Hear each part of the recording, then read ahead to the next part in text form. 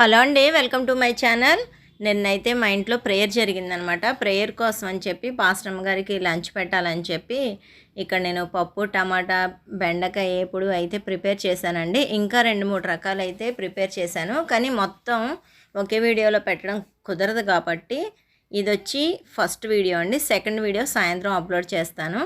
నేనైతే ముందుగానే ముద్దపప్పు విడిగా వండేసి తర్వాత టమాటా, పచ్చిమిరకాయ, ఉల్లిపాయ కూడా తర్వాత మగ్గ పెడతానండి. నేను పొయ్యి మీద బాండ్లీ అయితే పెట్టుకొని కొంచెం ఆయిల్ వేసుకున్నాక టమాటా, ఉల్లిపాయ, పచ్చిమిరకాయ, ఉప్పు, కారం, చింతపండు, అల్లం పేస్ట్ వేసి మగ్గపెట్టి ఆ మగ్గపెట్టిన తర్వాత ఆ పప్పులో కలిపి తాలింపేస్తానమాట. అలా చేస్తే చాలా బాగుంటుంది. ఇది వచ్చి బెండకాయ ఎప్పుడులో నేను ఏం వేసానంటే తాలింపు గింజలు అన్నీ వేసాను. అలాగే అల్లం పేస్ట్ వేసి ఉల్లిపాయ, పచ్చిమిరకాయ వేసి వేయించిన గుళ్ళు అయితే వేసానండి.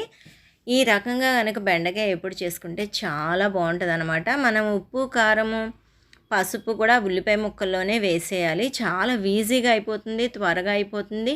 అలాగే పేస్ట్ అయిపోయి చిన్న చిన్న ముక్కలుగా అయిపోదు అనమాట. చాలా చాలా బాగుంటుంది.